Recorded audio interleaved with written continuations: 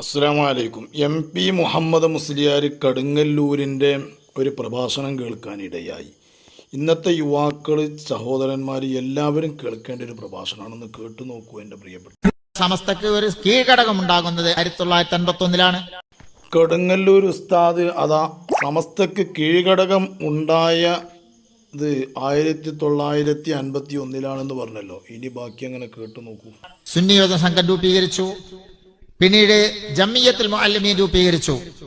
974 പട്ടിക്കാട് ജാമിയ നൂരിയയിൽ വെച്ച് ബഹുമാനപ്പെട്ട സയ്യിദ് ഹൈദർ അലി ശിഹാബ് തങ്ങൾ പ്രസിഡന്റും ഡോക്ടർ ബഹാവുദ്ദീൻ മുഹമ്മദ് നദ്വി ജനറൽ സെക്രട്ടറിയുമായി ആദ്യത്തെ SSF നിലവിൽ വന്നു. മാഷാ അല്ലാ പഠിക്കണം കേട്ടോ. ആദ്യം SSF വന്നത് പട്ടിക്കാട് ജാമിയ നൂരിയ അറബിക് കോളേജിൽ വെച്ചുകൊണ്ടാണ്. ആദ്യത്തെ പ്രസിഡന്റ് ഹൈദർ അലി ശിഹാബ് തങ്ങളും സെക്രട്ടറി ബഹാവുദ്ദീൻ നദ്വി ഉസ്താദ് അവറുകളുമാണ് എന്നാണ് പറഞ്ഞത്.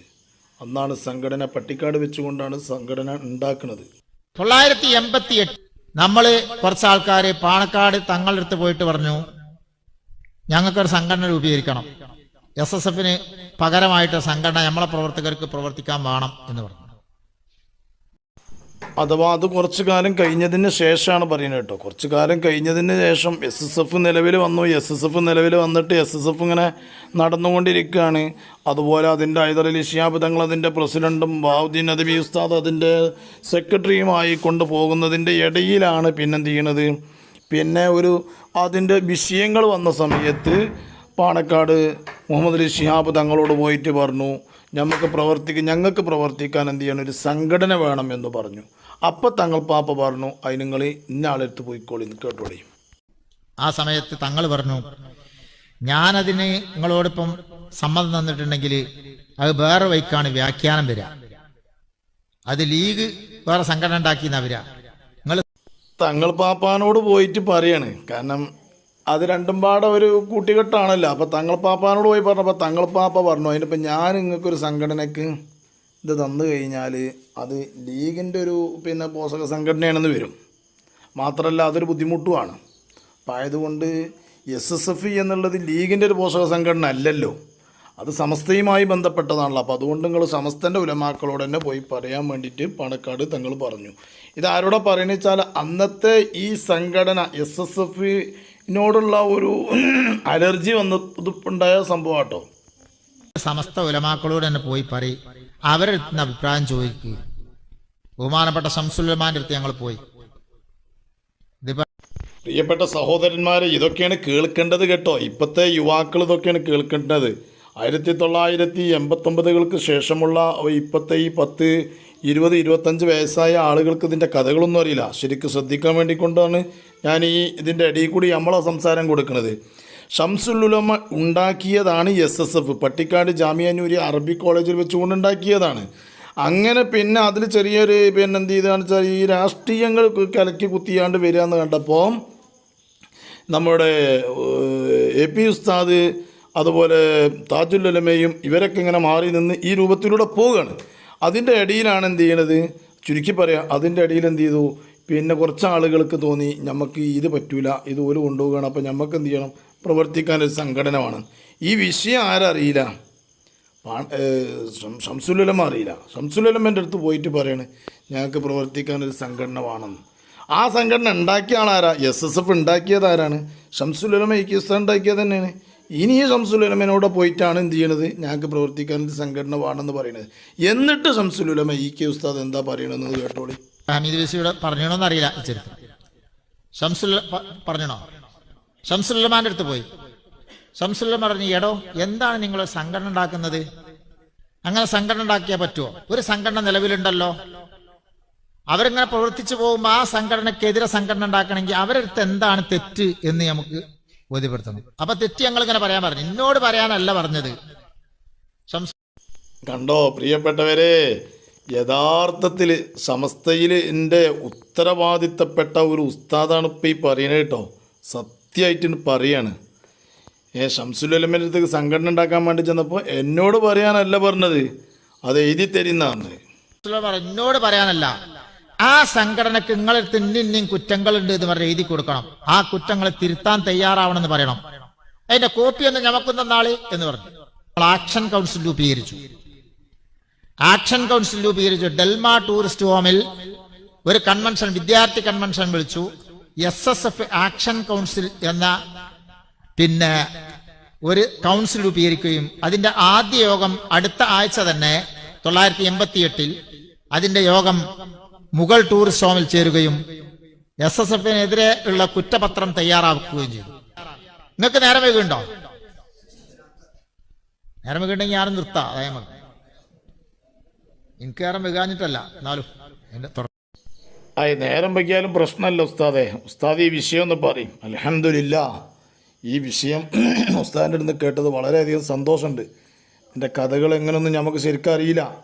സത്യത്തിൽ ഇപ്പോൾ ഉസ്താദിൻ്റെ അടുത്ത് നിന്ന് ഈ വിഷയം കേട്ട് നോക്കുമ്പോൾ സത്യത്തിൽ ഇത് താജുലുലമയുടെയും ഖമറുലുലമയുടെയും കറാമത്തായിട്ടാണ് എനിക്കിത് ഇങ്ങനെ കേട്ടപ്പോൾ മനസ്സിലാണ്. കാരണം ഉസ്താദ് ഇപ്പോൾ ഈ വിഷയം പറയുമ്പോൾ ഉസ്താദിനെ കൊണ്ട് ഇത് പറയിപ്പിക്കൽ ഒരു കറാമത്തായിട്ടാണ് ഞാൻ മനസ്സിലാക്കണതെന്ന് പറഞ്ഞു കേട്ടോ.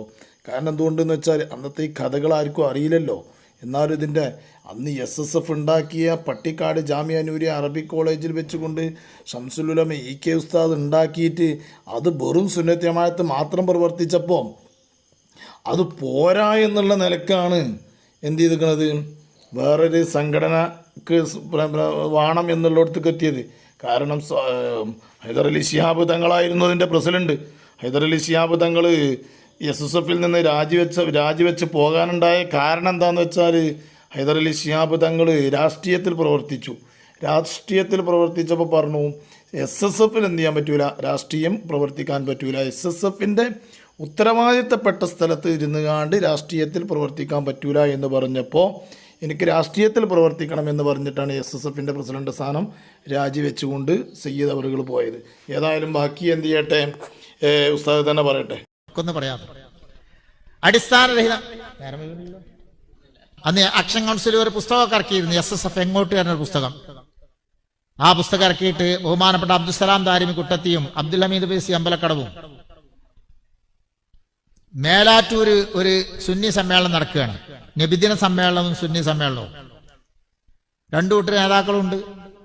ആ സമ്മേളനത്തിന്റെ ഗേറ്റിങ്ങല് ഹമീദ് ബൈസിയും ഇവിടെ ചിലപ്പോൾ ചില ആളുകൾക്കൊരു അഭിപ്രായം വരും, എങ്ങനെ രണ്ടു കൂട്ടരെ നേതാക്കൾ ഉണ്ട് എന്ന് പറഞ്ഞു കൊടുത്ത്.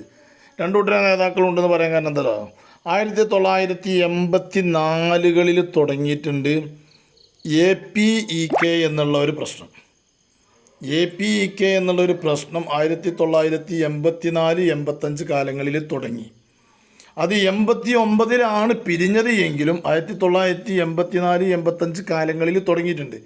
അന്ന് മുതൽ തന്നെ AP ഉസ്താദ് പങ്കെടുക്കുന്നിടത്ത് EK ഉസ്താദ് പങ്കെടുക്കൂല, EK ഉസ്താദ് പങ്കെടുക്കുന്നിടത്ത് AP ഉസ്താദ് പങ്കെടുക്കൂല. അങ്ങനത്തെ ഒരു സ്വഭാവം അന്ന് മുതലുണ്ടായിരുന്നു. പിന്നെയാണ് പിരിഞ്ഞത്. ഇൻഷാ അല്ലാഹ് അത് വലിയൊരു വിശദീകരിച്ച് പറയല്ല ഞാൻ, അതിൻ്റെ രൂപം ഒരു ചെറിയ രൂപത്തിൽ ഉസ്താദ് പറഞ്ഞപ്പോൾ അത് മനസ്സിലാക്കാൻ വേണ്ടി കൊണ്ട് പറഞ്ഞതാണ്. അതുകൊണ്ടാണ് രണ്ടു കൂട്ടരും ഉണ്ടായിരുന്നു എന്ന് പറയാൻ കാരണം. ഈ അബ്ദുസലാം ദാരിമിയും നിന്നിട്ട് SSF എങ്ങോട്ട്, ഹമീദ് ബൈസിന്റെ വാച്ച് പോയി, അദ്ദേഹത്തിന് കുപ്പായം കീറി പരിപാടി. അടിയോട് ജനങ്ങളൊക്കെ അങ്ങോട്ട് നീങ്ങൽ തുടങ്ങി. അപ്പൊ നാട്ടിക വന്ന് നോക്കുമ്പോൾ നാട്ടിക വിചാരിച്ച് മറ്റൊരാളാണ് വിത്തനം ഉണ്ടാക്കണമെന്ന് വിചാരിച്ച് വന്ന് നോക്കുമ്പോൾ നമ്മളെ കുട്ടികളാണ്. അപ്പൊ നാട്ടിക എന്താക്കി പോലെ രക്ഷിച്ചുകൊണ്ടേ കേട്ട ചിരി വരും. അഥവാ SSF എങ്ങോട്ടെന്നുള്ള പുസ്തകം അടിച്ചിറക്കിയിട്ട് ഹമീദ് ബൈസി അമ്പലക്കടവ് അത് വിൽക്കുകയാണ്, വിൽപ്പന നടക്കുകയാണ്. വിൽപ്പന നടത്തി നോക്കുമ്പോൾ ചേക്കന്മാർ കൂടിയിട്ട് അങ്ങോട്ട് അടിച്ചു. അവിടെ അങ്ങോട്ട് അടിയാണെന്നു, പെരും അടി. അപ്പം അടിയാണെന്ന് നോക്കുമ്പോൾ നാട്ടിക മൂസോലിയിൽ ചെന്നിട്ടത് അടി എന്താണെന്നുള്ളത് അങ്ങോട്ടും ഇങ്ങോട്ടും തീർക്കാൻ വേണ്ടി കൊണ്ട് ചെന്ന് നോക്കുമ്പോൾ തല്ലിടത് ആരാണ്?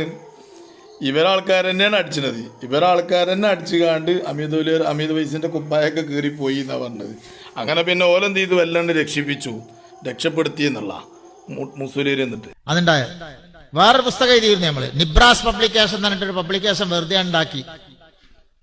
ആ പുസ്തകത്തിന്റെ പേര് അന്നിങ്ങനെ ബഹുമാനപ്പെട്ട തൊയ്യബേസിയും ഞാനും അതുപോലെ തന്നെ കൊന്നോൽ അബ്ദുസമദും ഞങ്ങളെല്ലാവരും കൂടി ഇരിക്കുന്നിടത്തുനിന്ന് ഒരു പുസ്തകം ഇറക്കണ്ടേ നമുക്ക്. അപ്പൊ ഞാൻ പറഞ്ഞു, ഇസ്മായിൽ ബഫർ ഒരു പുസ്തകം ഇറക്കിയാണ്, തെരഞ്ഞെടുത്ത ദുആകളാണ് പുസ്തകത്തിന്റെ പേര്. നല്ലോ മനസ്സിലാക്കണം കേട്ടോ. ഇസ്മായിൽ വഫ പറഞ്ഞ AP വിഭാഗക്കാരനാണ്. അപ്പോൾ AP വിഭാഗക്കാരൻ ഇറക്കിയ ബുക്ക് ഏതാണ്? തെരഞ്ഞെടുത്ത ദ്വാഴുകൾ എന്ന് പറഞ്ഞുകാണ്ട് ഒരു ബുക്ക് ഇറക്കിയിരിക്കണ്. അപ്പോൾ ഇനി ആ ബുക്കിന് എതിരായിട്ടൊരു ബുക്ക് നമുക്ക് ഇറക്കണം. അതിന് നമ്മൾ എന്ത് ചെയ്യണം എന്നാണ് ചർച്ച. അപ്പം അങ്ങനെയാണ് പുസ്തകം ഇറക്കുന്ന വിഷയം ഞങ്ങൾ അമീദ് വൈസിനെയൊക്കെ ധരിപ്പിച്ചു.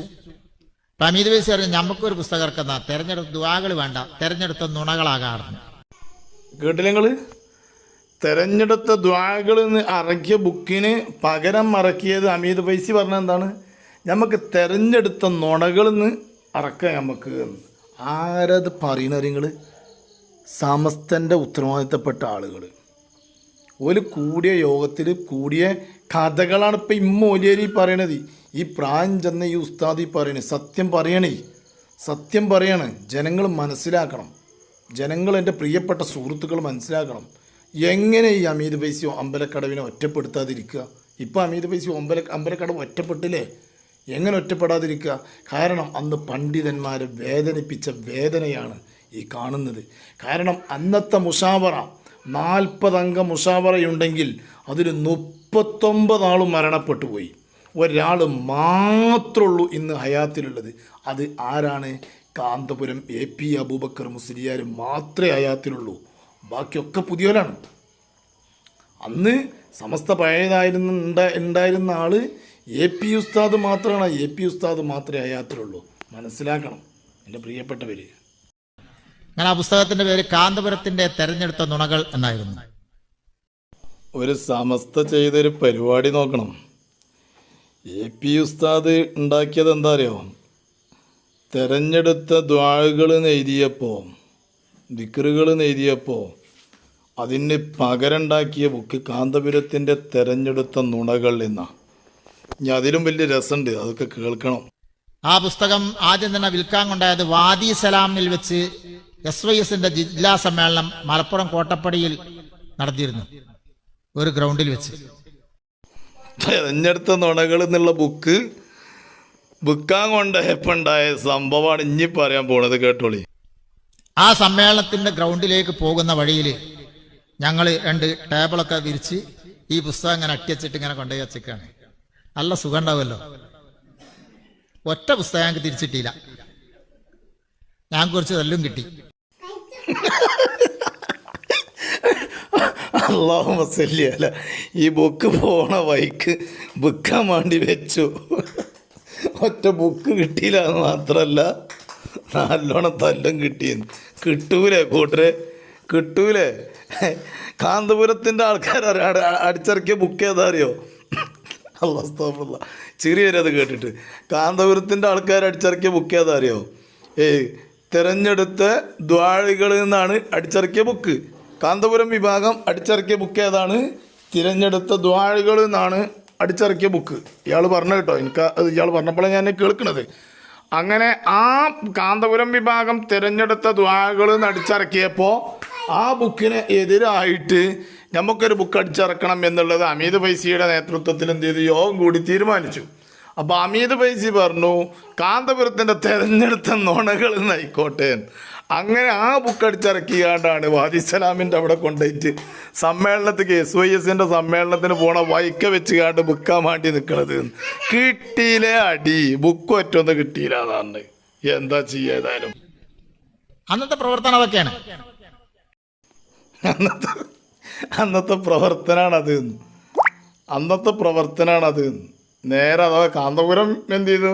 ദിക്റും ദുആ അടിച്ചിറക്കിയപ്പോൾ കാന്തപുരത്തിൻ്റെ നോണാന്ന് അടിച്ചിറക്കി കഴിഞ്ഞാൽ കിട്ടൂലേ അടി? അത് ആരാണിച്ചാലും കൊടുക്കൂലേ? ഓലെന്നെ അടിച്ചു എന്നാണ് മേലാറ്റ് വരുന്നത്. അതിന്റെ ശേഷമാണ് നമ്മളെന്താക്കിയത്? SKSF രൂപീകരിക്കുന്നത്. 1989 ഫെബ്രുവരി മാസം 19-ാം തീയതി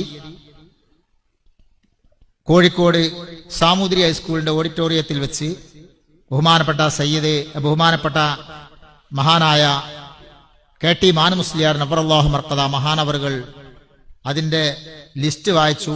ബഹുമാനപ്പെട്ട അഷ്റഫ് ഫൈസി കണ്ണാടിപ്പറമ്പ് പ്രസിഡന്റും അബ്ദുൽ ഹമീദ് ഫൈസി അമ്പലക്കടവ് ജനറൽ സെക്രട്ടറിയും KM കുട്ടി ഫൈസി അച്ചൂർ ട്രഷററുമായി ആദ്യത്തെ കമ്മിറ്റി നിലവിൽ വന്നു. SKSF ഉണ്ടാക്കിയത് 1989-ലാണ്. 89-ൽ ഉണ്ടാക്കിയിട്ട് ആദ്യത്തെ പ്രസിഡന്റും സെക്രട്ടറിയും കണ്ണാടിപ്പറമ്പും അമീദ് ഫൈസിയാണ്. SSFൻ്റെ ആദ്യത്തെ പ്രസിഡൻറ്റും സെക്രട്ടറിയും ഹൈദരലി ശിഹാബ് തങ്ങളും പിന്നെ നദവി ഉസ്താദുമാണ്. അപ്പോൾ എല്ലാവരും ഒന്നിങ്ങനെ കണക്ക് കൂട്ടിയിട്ട് എല്ലായിടത്തും കൂടിയൊക്കെ ഒന്ന് കണ്ണോടിച്ചാൽ എങ്ങനെയാണ് ഇതിൻ്റെയൊക്കെ പ്രവർത്തനങ്ങൾ ഒന്ന് മൊത്തത്തിൽ നോക്കിയാൽ നമുക്ക് എല്ലാവർക്കും പെട്ടെന്ന് കിട്ടും.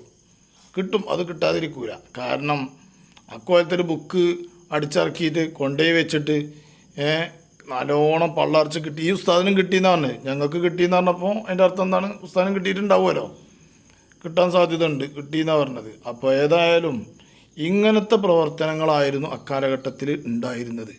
ആ കാലഘട്ടത്തിൽ അന്ന് കാന്തപുരം AP അബൂബക്കർ മുസ്ലിയാരെ വല്ലാതെ വേദനിപ്പിച്ചിട്ടുണ്ട്. ആ വേദനിപ്പിച്ച അതാണ് കാന്തപുരം ഉസ്താദിന് ഇത്ര ദീർഘായുസ്. ഞാൻ എൻ്റെ സ്വന്തം പറയുന്നത് കേട്ടോ, മനസ്സിലാക്കണത്.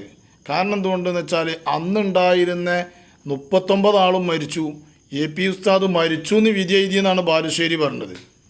എന്നിട്ട് പിന്നെ ജീവിച്ചതാണെന്നാണ് ബാലുശ്ശേരിൻ്റെ പ്രസംഗത്തിൽ കേട്ടത്.